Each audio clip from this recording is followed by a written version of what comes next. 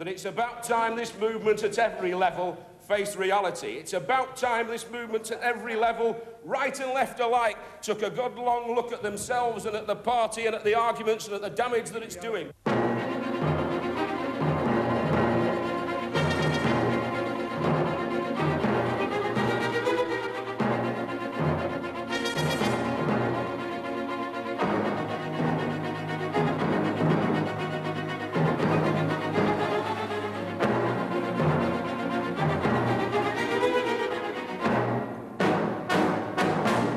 I believe in the party, I was born in the party, I'll still fight for the party and think it's the only thing that can get some easement for the poor people of this country, that they should have an uplift and that everything shouldn't always go to the top end of the scale. The Labour Party, according to the most relevant political clause of its constitution, which is the famous Clause 4, stands for a socialist society, stands for the abolition of capitalism, but at the same time a society in which democracy is preserved. Good evening. Two impeccable ways there of looking at what the Labour Party is about. A general aspiration for social easement and uplift, and a precise textbook definition of how that easement and uplift must be achieved. In the 82 years of its history, the Labour Party has somehow always managed to contain these two approaches under its banner, or, as the view from outside might put it, has somehow enabled the right and the left to live together. Today, the political pressures on the party are so great from the SDP, and more important from within the party itself, that this may no longer be possible. The Labour leader, Mr. Michael Foot, is in the studio, and I'll be talking to him about this. Some weeks ago, Mr. Foot was at the Bishop Stortford conference, where the party's internal conflicts were said to have been resolved. Peace, we were told, had broken out. But were the conflicts really resolved as comfortably as many would maintain? I believe that that recent meeting, Dennis, that you were at Bishop Stortford, was a turning point in our party's fortunes. It lifted the spirit of the party, and it showed that the political and trade union wings demonstrated a unity of purpose, which has become the first rule for Labour Party action, to take us through to the general election and beyond that into government. And let me tell you a little bit about Bishop Stortford, because the press initially got it very wrong. There was no deal in smoke-filled rooms between the left and the right. In fact, we didn't even discuss the policies of the party or the leadership of the party or the constitutional party when we were there. We discussed only organisation and finance. But what we did there, all of us, left, right and centre, we looked over the edge of the precipice.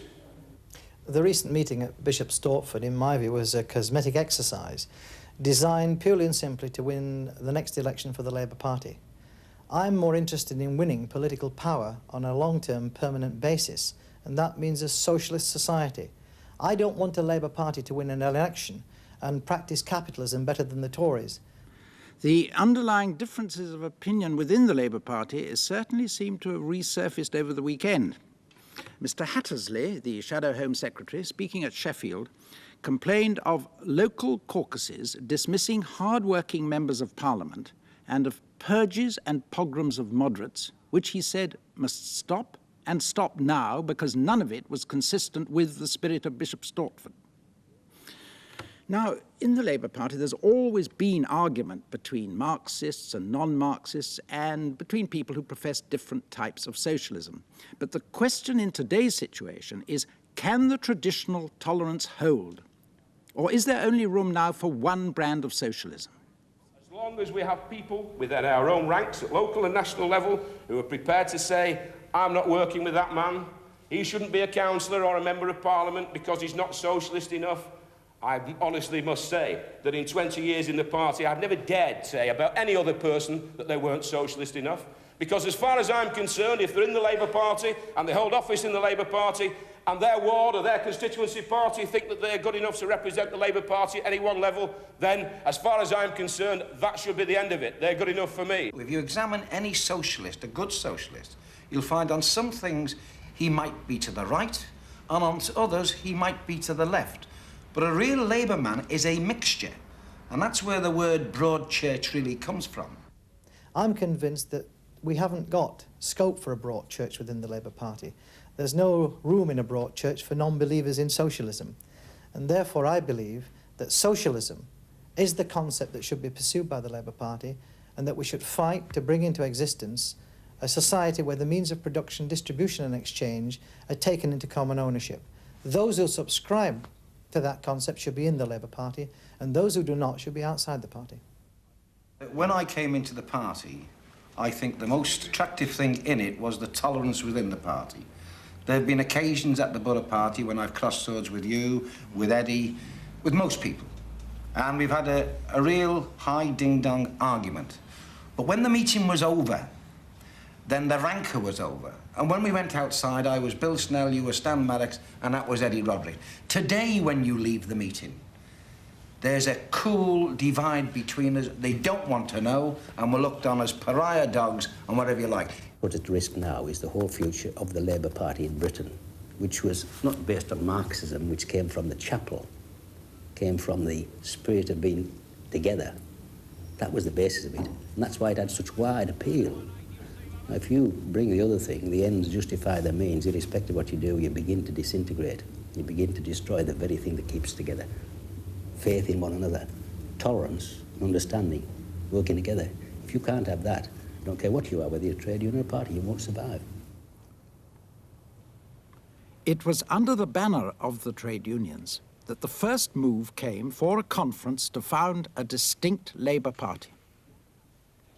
This conference, held in 1900, brought together people of many different social ideas, united only on the one common ground of trying to build for the working people of Britain a fairer society than the one they saw all around them.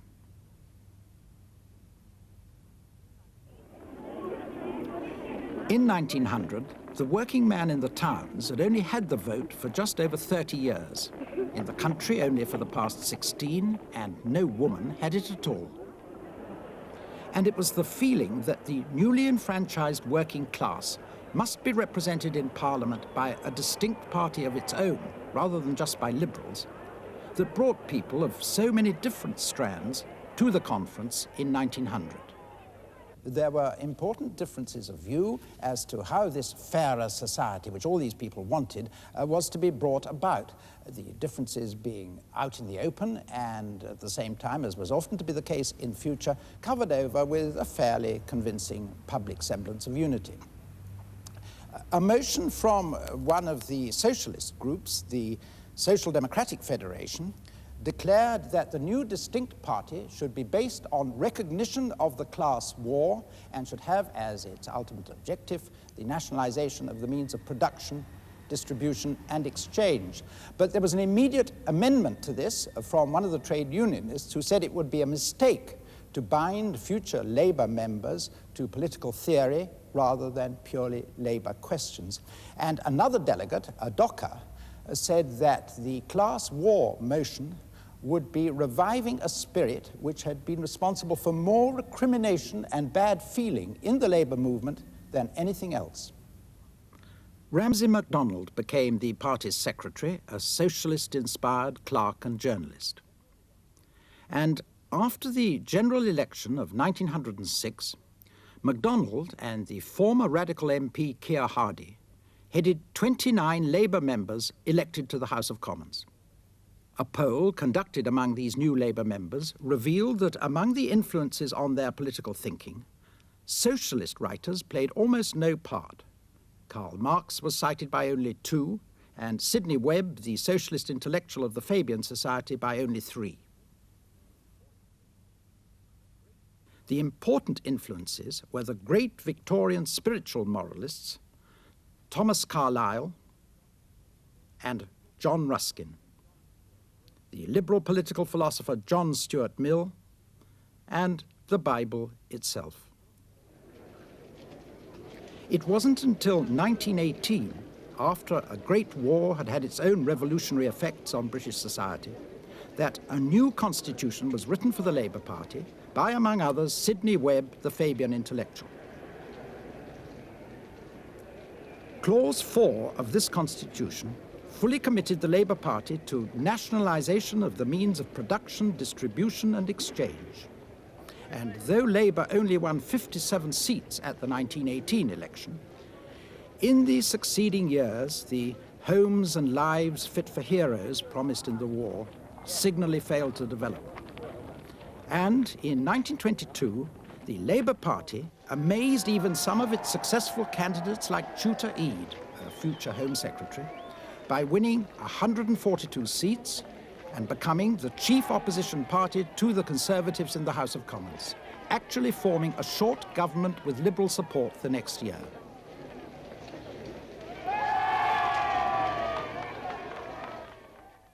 Again, in 1929, Labour formed a government with Liberal support under Ramsay Macdonald.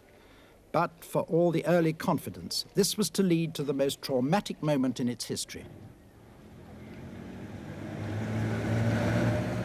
Beset by world depression, unemployment, and then a major crisis for the pound sterling, the Labour cabinet split on the issue of cutting unemployment benefit. The Labour Party itself split. And Ramsay Macdonald went into a national government with Baldwin and the Conservatives. He really did believe that if the pound sterling collapsed, it would inflict enormous hardship and suffering on the working class. The cut in unemployment benefit was distasteful and contrary to socialist principles, but the alternative of a collapse of the currency was worse. One of the issues which was always very central to his philosophy of socialism was that the Labour Party had to be a political party serving the community as a whole, responsible to the community as a whole, not simply responsible to one section of the community. And all through his life in the Labour Party, it always very strongly resisted the notion that the Labour Party was simply the servant of the organised trade unions. The nation is in trouble. The nation is in difficulty. Macdonald took only a small section of the party with him, and the Labour Party managed to survive the split under Arthur Henderson, though faring disastrously at the 1931 election. At the next election in 1935, the Labour Party recovered some ground, but still won only 154 seats. Aspiration had to remain the essential stuff of the Labour Party's vision, biblical rather than Marxist. Aspiration for a power that still seemed far distant. Aspiration for a rather mistily defined better Britain in which the mighty would be more or less brought down from their seats and the humble and meek exalted. Marching to build Jerusalem in England's free and pleasant land. The New Jerusalem seemed far enough off in the days of the hunger marches, and it wasn't until long after the end of the 30s and of a Second World War that in 1945 people got a chance to vote for it. The result was a landslide Labour victory. Labour, not just in office, but in power, under its leader, Clement Attlee. The Labour Party's great victory shows that the country is ready for a new policy to face new world conditions, that it believes that Labour has the right policy and also has the men to carry it out. We had a feeling of tremendous excitement because most of us had been in the army for 6 years, and our memory of pre-war was one of the slump and the hunger marches. And we had a feeling that the Labour government would be able to transform the face of Britain.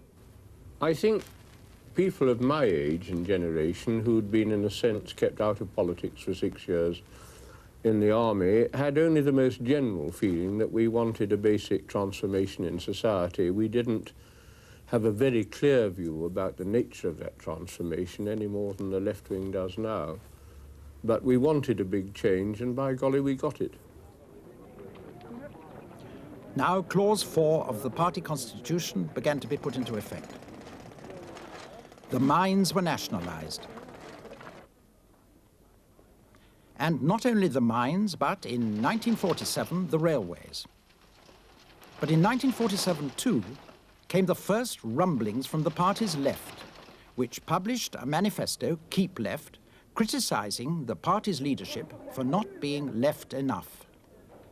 Not only not being left enough, I think that wasn't quite the main point, not being fast enough at being left. We had no particular objections about the manifesto or the programme. We just thought it wasn't being got on with fast enough. As each thing is achieved in a leftward direction, the natural malcontents in the Labour Party, and there was always a large number of them, and I was one at the time, have to look further and further for more extreme things to do. Because if your first sort of set of programmes has already been completed, well, if you're to make a nuisance of yourself or to feel rebellious, and after all, people on the left, the whole point about being on the left is to be rebel against authority, even if it's the authority set up by your own party.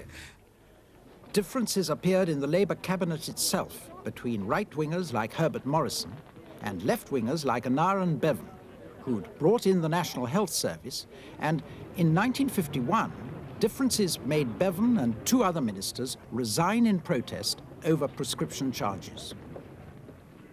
Now, those differences became highlighted increasingly as the right wing of the party began to seek to suppress dissent from the left. Not argue with it, not beat it in argument, not outvote it, but suppress it, ban its meetings, try to ban its newspaper, and expulsions, including that ill-fated attempt by Gates School to expel Nye Bevan.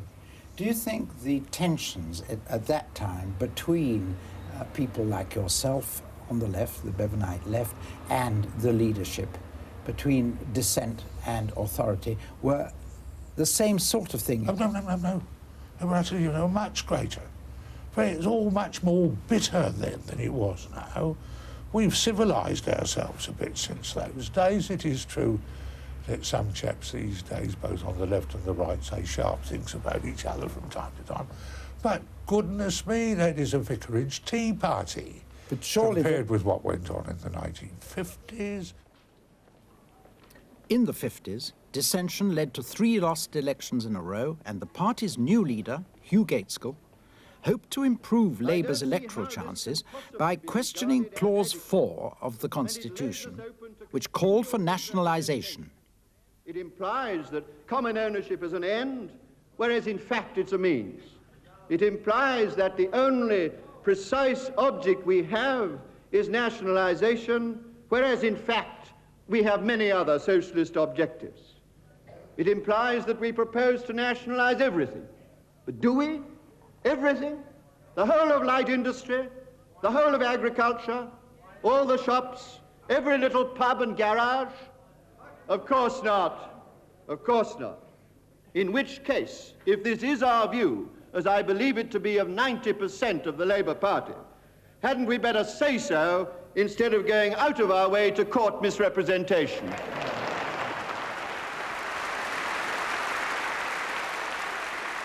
The left counterattacked in the form of Michael Foot. In these months ahead, we are bound to have arguments about policy.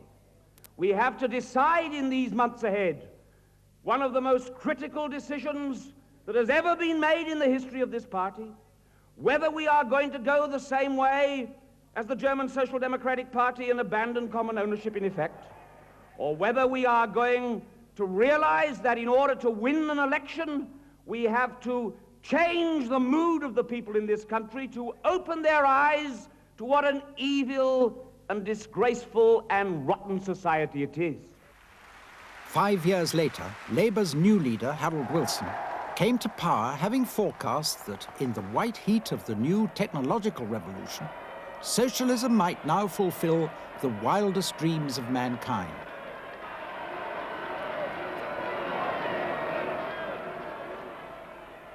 But it was not to be, and by the end of the 60s, the Labour government was in conflict with the left and the trade unions. We were in danger because we had got separated from the trade union movement. But certainly my period as Minister of Technology made me into a socialist, because having seen this power that one was dealing with and seen what needed to be done to make it work, it became clear that we had to go back and look at it all again through the eyes of the people we sought to represent.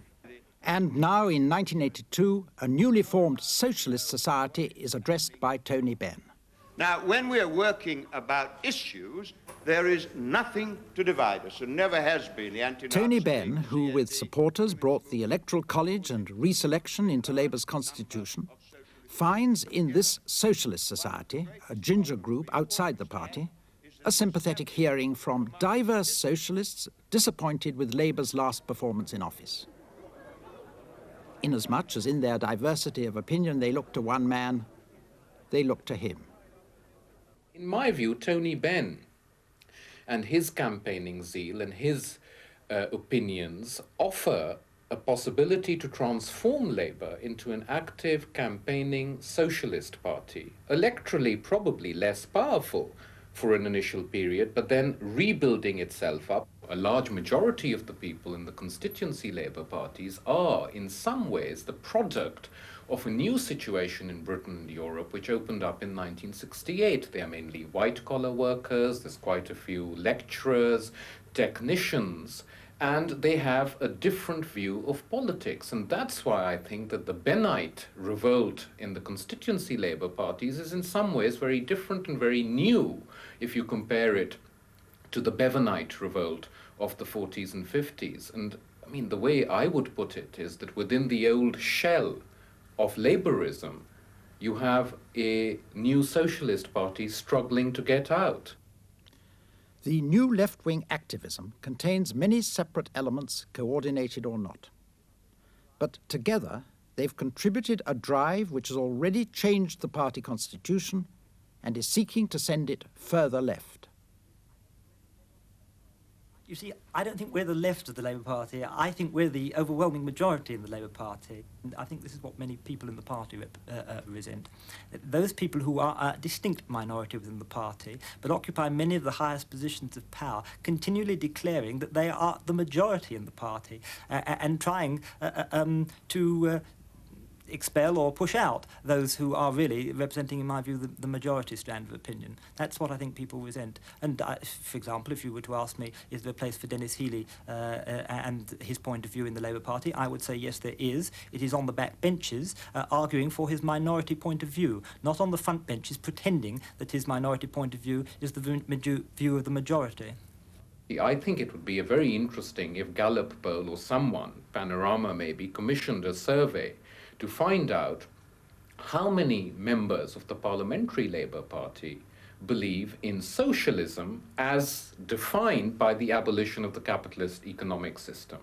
I would predict that you would have 80% of the Parliamentary Labour Party which are firm, committed supporters of capitalism. And this poses now a contradiction for the activists at the base of the party who don't want MPs like that anymore. Liverpool, where a majority of the local Labour parties are deciding they don't want MPs like that anymore. Something unusual is happening here. In this traditional Labour stronghold, one of today's diverse left-wing groups, the militant tendency, has secured a grip altogether out of proportion to its strength in the rest of the country. Liverpool District Labour Party covers 8 constituencies. At the last election, Labour won 5, 2 were Conservative, 1 Liberal. That Labour supremacy disappeared last year when 3 Labour MPs defected to the SDP. Dick Crawshaw, James Dunn and Eric Ogden. Labour candidates for these 3 constituencies and the 5 others have now all been selected. In the 3 now SDP, Bob Waring, a left-winger, Tony Mulhern, militant tendency, Terry Fields, militant tendency. And in the remaining 5, Terry Harrison, militant tendency, Derek Hatton, militant tendency. Eddie Lloyden, militant sympathiser. Sitting MPs Eric Heffer and Bob Parry have been reselected. A group of Liverpool Labour Party members who feel under threat meet and discuss how militant tendency manage it. They moved into wards where there was a sparse attendance, 7 or 8, 9 people, hardy regulars who came. They only had to infiltrate a few people, and they were able to take control of wards. And within a very short time, by those tactics, and to some extent by flying delegates, by moving people from ward to ward, from accommodation addresses to accommodation addresses, they were able to completely take control of the Liverpool District Labour Party, which is completely controlled by militant and the extreme left. In the old days, people used to go to a Labour Party meeting knowing it would start at 7:30, under standing orders. The meeting would finish 9:15 to 9:30. The technique that has been used in Liverpool, and was used by the Communist Party before in many places, is to immediately move for a suspension of standing orders. And when they move for a suspension of standing orders, most people who are family people have said to their wife or their kids, I'm going to be in by 9:30. And so he goes. And so after they've left, and after you've gone through the lovely rigmarole of moving the standing orders, that's when all the beautiful resolutions are passed. And they're able to say, with hand on heart, it was passed unanimously by everybody present. The one thing that you will find throughout the whole of the militant tendency is their absolute dedication. I attended a meeting last night. The fog in Liverpool was exceedingly thick. It was heavy, very heavy. Visibility was down to massive yards. The roads were icy. You couldn't drive. It was an atrocious night, the worst night I've seen in maybe 20 years. There are 10 members of the militant, by and large, within that meeting I went to last night. And the whole militant tendency turned up to that meeting. What are they dedicated to? To me, I honestly and firmly believe that they are dedicated to the overthrow in the long term of democracy. This I firmly believe. Militants' dedication to something is unquestionable. Their canvassers are methodical and untiring. Not least Terry Harrison, militant and now Labour candidate for Edge Hill. But what about their dedication to parliamentary democracy? If their Labour Party won power democratically, would they give it up if the electorate turned against them? Oh, yes, of course. I believe, that people should be accountable all my life. I've been fighting for accountability. I was a shop steward in the past, and I'm a councillor now. I think that people have got the right to question the decisions of the people that they put in those particular positions. I think the possibility of a dictatorship on a Stalinist form developing in Britain is virtually excluded.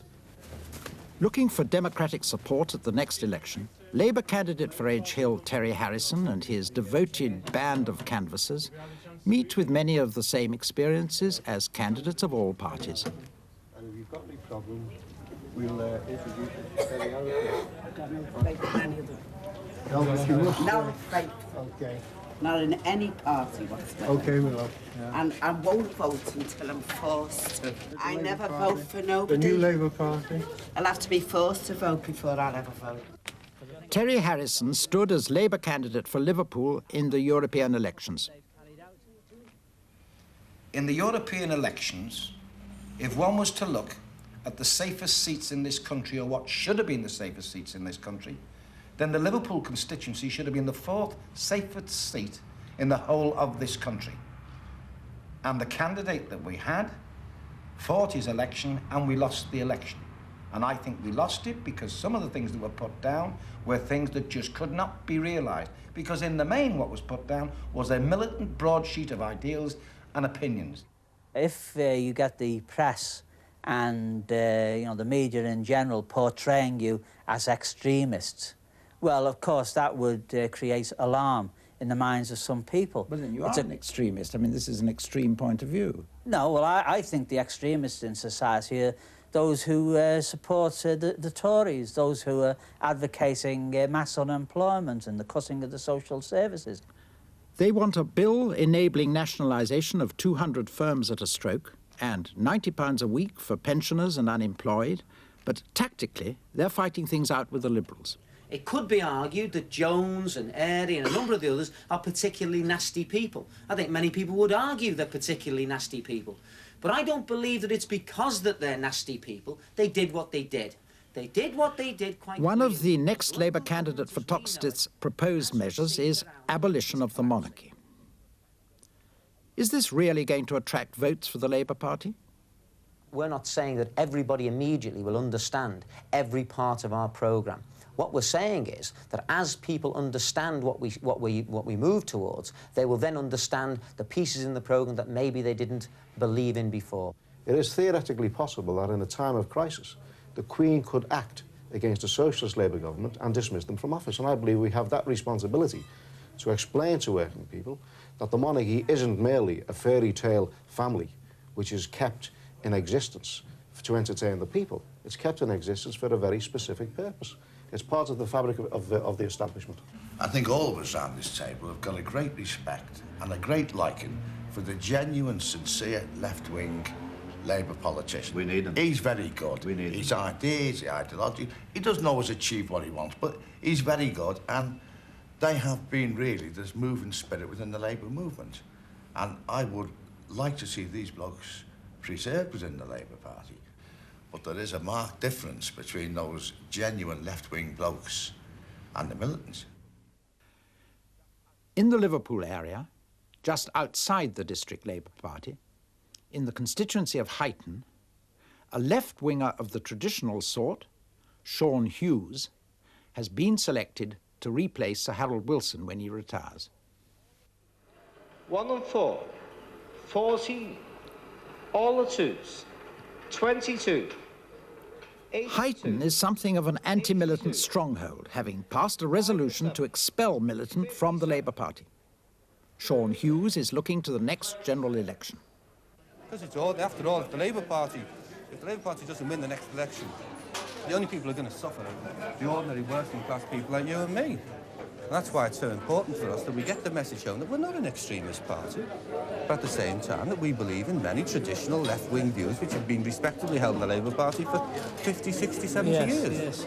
How does he think militant have been so successful in other constituencies? People who were in small extremist and groups which were absolutely incapable of winning political support took a conscious decision in the excellent Trotskyite fashion to move into the Labour Party and use the Labour Party in order to achieve their particular goals. What arguments have the right wing got against us? They've lost the argument completely in the Labour Party. They cannot argue their case. They haven't got a case to put forward. And therefore they try and turn towards witch hunts, towards hysteria, towards denunciations, hysterical denunciations, instead of arguing their case against the case of the Marxists. At a meeting in the one Huyton ward which opposes the constituency resolution to expel militant, an old militant campaigner, Ted Grant, counterattacks the right. And failed in that, and they will fail utterly in attempting to witch hunt us. We would argue that the militant tendency hold a point of view which is a revolutionary point of view, traditionally held by people in the past. We don't deny them the right to hold that view, but what we do say is that they do not have the right to hold that view within the umbrella of the Labour Party, because we are a parliamentary party committed to radical reform within the parliamentary system. And you're quite certain that they're not a parliamentary party in a true democratic sense? I'm absolutely convinced of that. In Huyton, backed by his constituency party, Hughes fights confidently for what he sees as a threat to democracy. But what about those who gave up the fight against militant activity in the Liverpool constituencies? Those members elected for Labour, but now sitting for the SDP. I've been fighting for nearly 30 years against what some people in our party, and I don't want to mention names, but some of the hierarchy now in the Labour Party, are saying is something new that's happening in the party. This isn't new at all. What they see happening over the whole country now, in fact, started in Walton constituency, in Liverpool, getting on for 30 years ago. And I've been fighting it for nearly 30 years. And it's been an uphill struggle. I was fighting when some of the people who were telling me to stay in and fight it were in nappies. Well, that's all right doing that, whilst you're trying to fight for a party in which you believe and which has policies you believe in. But when it reaches a stage that you don't believe in the policies, it's waste of time to go out and try and get people to support you. In London, the success of the SDP in making inroads in the 32 boroughs in previously safe Labour areas can be seen clearly. Not only have more than 70 previously Labour councillors defected to the Social Democrats, 25 in one borough, Islington alone, but even more significant, the SDP have won 5 seats at council by-elections. As an old Labour man yourself, why do you think this has been happening? Well, I think because the Labour Party has completely lost touch with its traditional working class vote in an area like London. I found that on the doorstep, in council estates, there is fantastic resentment against the way in which the Labour Party is being led in London, the way in which rates are being imposed without the thought of the capacity of people to pay, the way in which local government is being used as a political platform for confrontation with the government rather than for providing services to the people. I think that this movement is well capable of living without the defectors. They weren't such bloody red-hot socialists, most of them, when they were members of the Labour Party in the first place. So we can manage without them. We'll chug along and still get back to power at the next election. I've been in the party for 20 years, as I said. I'm going nowhere. It's my party too, and I'm fighting for it, and I'm fighting to keep its soul and conscience as well.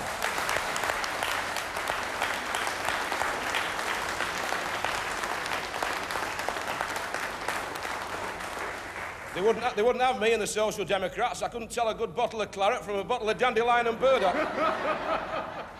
The fact is, our own internal arguments and dissensions make people who come to... 20 of them just been to see me at the town hall earlier on tonight. They said, well, I hope you've sorted yourselves out now, because we're not voting, they said, for a party that's hopelessly split. We're not voting, they say, for a party that believes that its own internal struggles and arguments are more important than our future and our rents and our jobs, and I can well understand that. And the time's certainly passed at national level, Madam Chairman, for this sort of nonsense to stop. Mr. Foote, what's your reply to those potential Labour voters unwilling to vote Labour because of Labour's internal conflicts? Well, my answer to them, first of all, is that I agree very much with what Peter Snape has just said. I might not be able to express it in quite the same forceful way that he's done, but I'm sure that people are sick and tired of the arguments and wranglings in some respects, and I believe that at Bishop Stortford we made good progress in trying to remove it.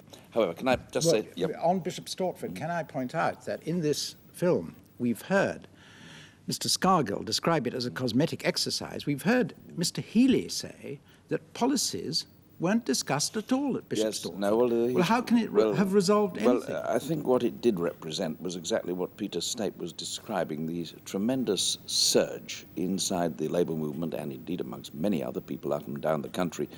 People who are afraid about their jobs, people who have been kicked out of their jobs, people who are wondering what's going to happen to them. People also, I'm quite sure, who are concerned about the whole international situation.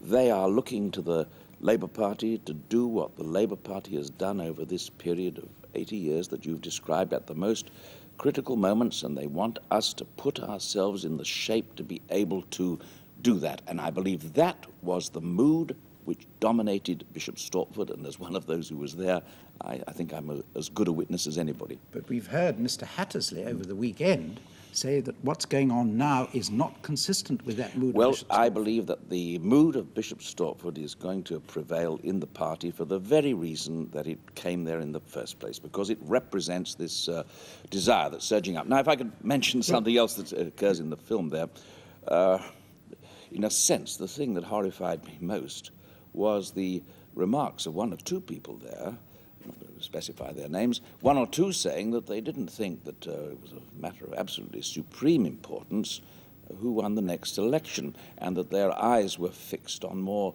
distant objectives. Well, I do believe that winning the next election, I know politicians always say this, and political leaders know how to say it, but I do believe that the next election is the most important election in the whole history of this 80-year-old party. But can you win an election by simply saying you're going to win an election? No, you can't win it only by that. You can also by expounding the policies on which we've agreed, and many of them are the good policies, policies for which the country is crying out too, but they haven't heard us expound the policies. So what I'm seeking to underline to you is that I think the statements made by one or two people there saying, well, we don't really need to worry too much about the next election, there are more distant objectives, I believe that is a wrong perspective from any point of view of the Labour Party, and I believe that the Labour Party, left, right and centre, would agree with what I am saying, that the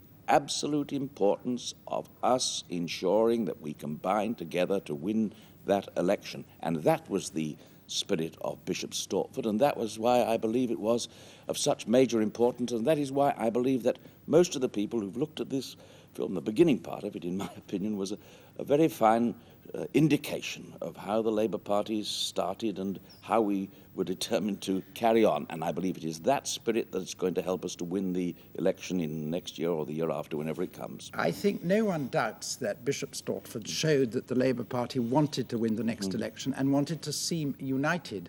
But you don't become united by just seeming united. No, you don't. But you become united by representing, and by leaders representing, and trade union leaders assembled there, and party leaders from the executive. There was not a single person who went away from that conference of Bishop Stortford, and as I said, represented left, right and centre, not a single person who went there and came away saying that's just a cosmetic exercise. None of them said it. None of them would dare say it, because I believe that it represented something quite different from that. You say, well, what sort of magic was it? That exactly. I'll tell you what the magic was. The magic was people understanding the obligation that they had to that Labour movement and to the people of our country at the present time. And the people of our country are crying out, as Peter Snape said in those last remarks, crying out for a party which is going to be able to put into operation and show that we are fit to put into operation the policies of socialism, democratic socialism, which are deep in the traditions of the people of this country, and at the times when we've had the chance of showing, 1945 was one of them, Labour Party saved this country then, and we can save the country again. But this brings us to what exactly socialism is today. You hear people like Mr. Scargill saying quite clearly that socialism must mean the economic abolition of capitalism in the sense of complete ownership, public ownership of the means of production, distribution and exchange. Now, we heard you 22 years ago saying very forcefully and eloquently that the society all around you was so rotten that it needed more public ownership. Of course Can I ask you if you still think this society is rotten? And not only do I think that it should, even when we had a minority government from 74 to 79, we carried through some major proposals of common ownership then in fulfillment of the constitution which we had before. For example, we carried into effect the public ownership of the aircraft and the shipbuilding industry. If we hadn't, there would be many more thousands of people in those industries today out of their jobs. So far from thinking that the application of that doctrine of common ownership, by the way, is not just nationalisation. But if I may interrupt, no, but so far from thinking that that hasn't got an application to our problems today, I say that in the 1980s, when we are faced with mass unemployment on a scale we haven't known from the 1930s, the application of the democratic socialist principles is more relevant than ever before. But nationalising part of the aircraft industry is hardly introducing the New Jerusalem. No, it isn't introducing the New Jerusalem, but were you suggesting to me that in some way or other I was not in favour of the common ownership proposals enshrined in the party's constitution? I was only giving an illustration. Not merely am I in favour of them, but when we had the chance with only a tiny majorities, indeed it was only a majority of one or two on those, we carried through some further proposals of common ownership. Now, I'm not saying for a moment they've all got to be done in the same pattern or the old pattern or anything of the sort. What I do say is that the principle of common ownership, the principles of democratic socialism have got to be dominant in our society if we're going to be able to deal with the jobs that people are crying out for, if we're going to stop the cuts in the standard of living of our people, which are going on every day and every week and getting harder and fiercer every moment. Of course, but Mr. Foote, everyone in the Labour Party would say that. The important thing about the present, not 20 years ago, but the important thing about the present, surely, is that there are very deep divisions between socialists as to what socialism really means. All I will reply to that, of course there have always been such differences. Well then, is the present set of differences the same as it's always been, or is it different in kind? I don't think it is the same. I think it is different in some respects, and I believe that in some respects there has been an intolerance which I'm absolutely opposed to, and I'm sure the vast majority of the party are opposed to. I think there are some aspects of what has happened that have got to be inquired into, and that is why we propose to have an inquiry into the militant tendency, and I believe that inquiry can be perfectly properly conducted, and it's why I'm certainly not going to pronounce anything about it now, because having set up an inquiry, we must wait to see what is the outcome of that inquiry and what is recommended, because that inquiry was also set up to try and ensure that we should sustain our own party constitution. But as for the forms in which the argument, of course, there have always been arguments between right and left, and that has been resolved because the party has also recognized that it must come together to deal with the major questions and to answer the immediate needs of our people. And I believe that that spirit was, in fact, if you refer to the terrible words again, that was the spirit of Bishop Stortford. But Mr. Foote, surely the differences you've had in the past were different in kind, because now you have a quite different situation with a party has split off from the Labour Party that now has a greater support. There have been some others. No, we can't leave them. They're the party with the greatest amount of support in the country at the moment in the polls. How can you leave the SDP, which contains some of your most distinguished socialists of the past? There has been a quite definite split in the party and a reorientation of in all left those and cases, right. the distinction was more evident than the socialism. So I think we can leave them aside. I'm not neglecting it. I'm saying I'm just asking: is it not a different situation now? No, I don't think. Is it enough just to say we've always had these divisions before? I don't think it's different in this sense, that I believe there have always been arguments within the party between those who wanted to go faster and those who wanted to go slower, those who believed that you could do it one way and those who believed you couldn't do it another way, and that is a perfectly reputable argument. It has to be conducted by democratic means. It has to be conducted by tolerant means. It has to be conducted without some of these rigorous methods that have been used by some. But I believe that the Social Democrats, so-called, and they are not even entitled to that name, are irrelevant to that argument. Except that they're the biggest political they have threat. not got any political principle at all. Indeed, Shirley Williams herself said a centre party hasn't got any roots, it hasn't got any values, it hasn't got any theory, and political theories are not bad, you know, because after all, political theories are what this country was once most famous for. So for a party to be formed without any theory, without any values, without any philosophy is, in my opinion, an insult to the British people, and in particular an insult to the people who put these people in Parliament. But the effect has been to send your party very much more to the left. No, I think and you mentioned militant just now. May I ask you a question about that? You see, we saw in that film some stalwart Labour activists, both left and right, who said categorically they were convinced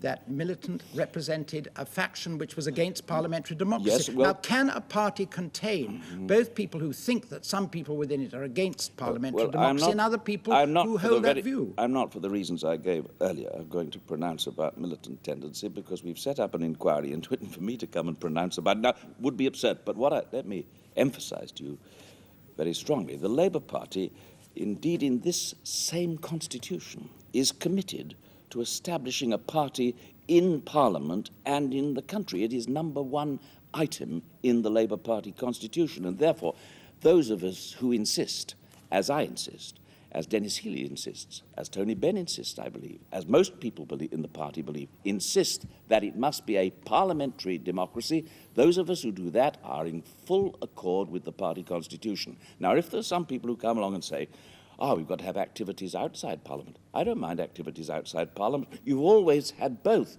But if some people come along and say, we don't need Parliament at all, we can set Parliament aside, that means, in my opinion, setting aside our own democratic methods in Britain, and we in the Labour Party are not prepared to have that, because we believe the attempt to establish things by undemocratic means results in something quite different. In other words, as one other speaker said there, the means of political action are as important as the ends themselves. And if you try to establish good ends by wicked means, you'll corrupt the ends. And I believe that as a democratic socialist, and the Labour Party has always believed that, and our great philosophers have always believed that, and we still hold to that, and we're always going to go on holding it, and it's one of the reasons why we're going to win the next election. But might it not be better for the next election to present yourself not as a party that simply wants to fudge unity in order to win it, but to have an alternative, radical role to the sort of society you condemned 22 years ago? There is nothing fudging in what I am proposing at all. What I am insisting upon is that we sustain the democratic principles in which we in the Labour Party has always believed, which are enshrined in our Constitution, as firmly as our allegiance to the ideal of establishing the common ownership of the wealth that is produced by working people. Mr. Foote, thank you very much. That's all from Panorama for tonight. Good night.